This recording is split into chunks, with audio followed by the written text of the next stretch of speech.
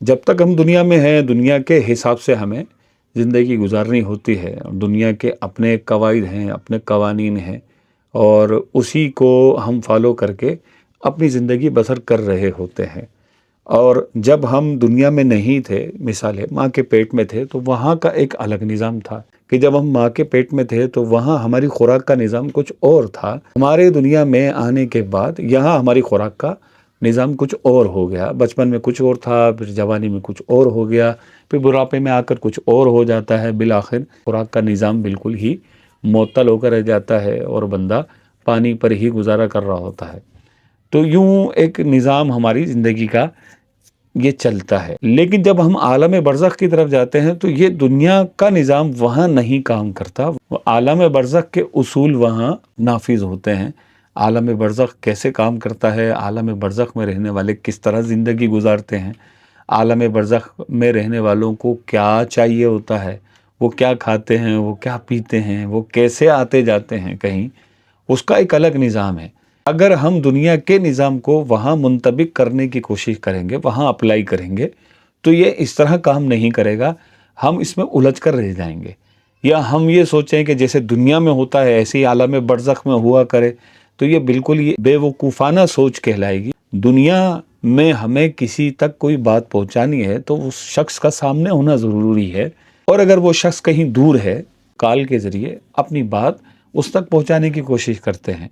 لیکن جب ہم عالم برزخ کی بات کرتے ہیں، ایسا نہیں ہو سکتا کہ ہم موبائل فون کے ذریعے کسی دنیا سے جانے والے سے بات کر لیں یا عالم برزخ تک اپنی بات پہنچا دیں۔ وہاں آواز پہنچانے کے لیے ہمیں کسی آلے کی ضرورت نہیں پڑتی، نہ ہی ہمیں چلانے کی ضرورت پڑتی ہے کہ ہم کسی کو چلائیں گے تو اس تک اس کی ہماری بات پہنچے گی، ایسا نہیں ہے۔ عالم برزخ میں جانے کے بعد اس کے حواس اس قدر تیز ہو جاتے ہیں، وہ ہماری سوچ بھی اس تک نہیں پہنچ سکتی۔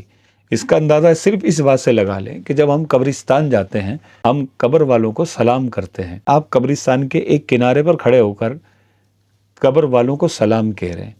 چلیں ہم یہ فرض کر لیتے ہیں کہ جب آپ نے سلام کیا تو جو دیوار کے 7 قبریں تھیں ان لوگوں نے آپ کی آواز سن لی، یہ فرض کر لیتے ہیں۔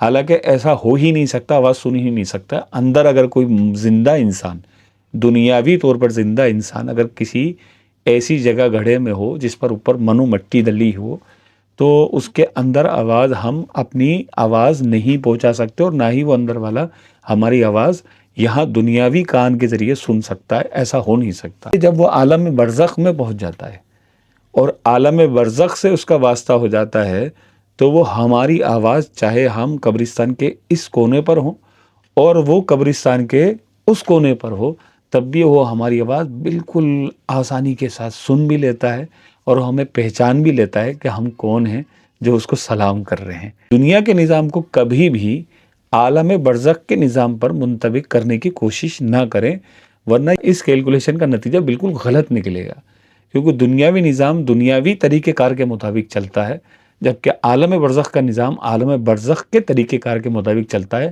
جو دنیا کے نظام سے بالکل جدا ہے۔ یہاں کے احکام الگ ہیں اور وہاں کے احکام الگ ہیں، تو کبھی بھی ان دونوں کو آپس میں ملانے کی کوشش مت کیجیے۔